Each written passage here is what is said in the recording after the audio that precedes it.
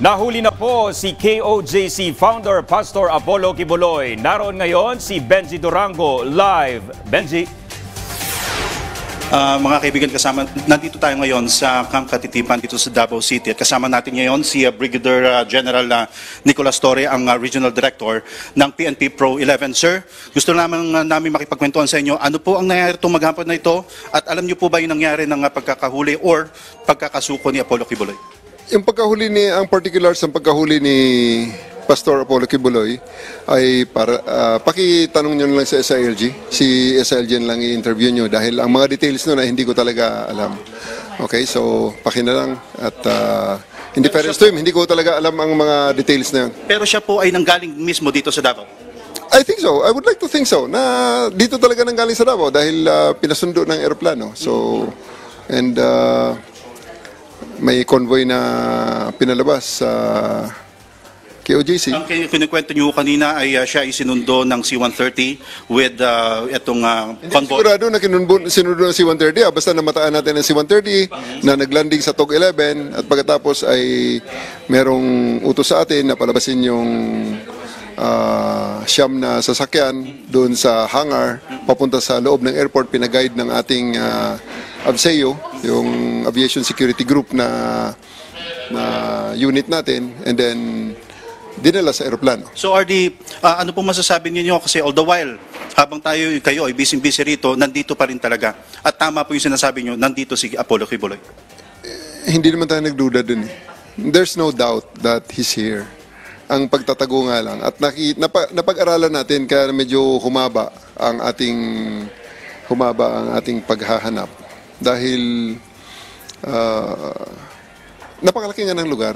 Kaya napag-aralan din naman natin, natututo rin tayo. At saka ako'y nagpapasalamat din kay Pastor Apollo Kibuloy for the realization na ito na talaga ang tamang gawin, kundi harapin na lang talaga ang batas. Ano po masasabi nyo ngayon sa inyo pong sa tropa na matyagang nagantay, nag-operate for 16 days, nandito sila?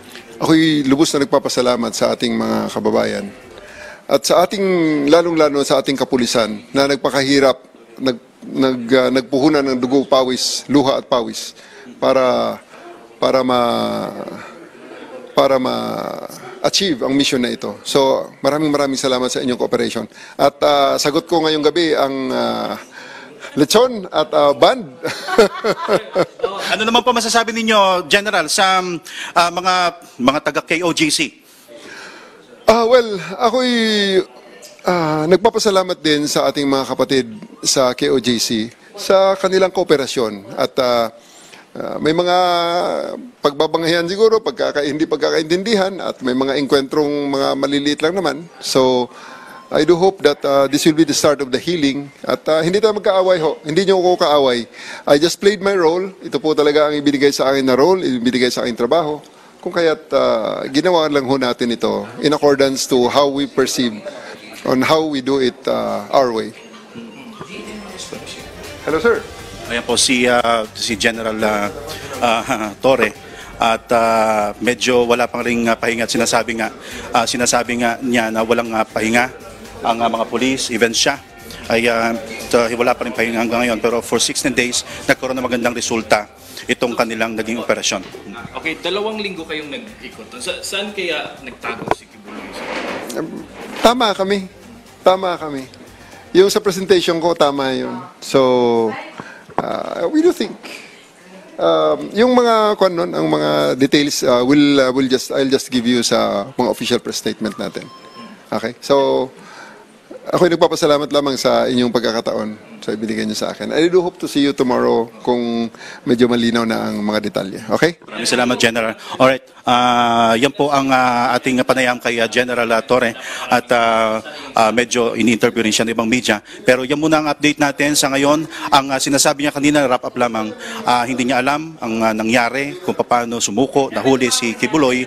Pero yung kanyang ginagawa, yung malaking operasyon supposedly ngayong araw na ito, ay bahagi na rin ng pagkakahuli pagkakahulit, pagkakasuko ni Kibuloy ngayong araw. Actually, kanina, bago tayo kumalas doon sa, naka-standby tayo sa labas ng KOJC compound at nag-aantay nga tayo sa pwedeng mangyari kasi malaki ang naging movement ng pulis kanina, nadagdagan ng mga pulis, nadagdagan ng mga yung Special Action Force, ang SWAT, ang miyembro ng yung mga anti-riot police. Kaya sabi ko, merong mangyayari ngayong araw na ito. At habang kami ngayon naka-standby at dapat nga i-air kami na mas maaga sa ating newscast, bigla na lang dumating sa amin ng balita na nahuli na nga si Kibuloy. Nagkamayan ang mga pulis, nakangiti, at naririnig ko kanina, makakauwi na tayo. At talagang yung excitement sa bahagi ng mga pulis ay naramdaman ko kanina dahil nga sa kanilang tuwa na after 16 days, nagkaroon ng resulta ang kanilang paghihirap. Dominic.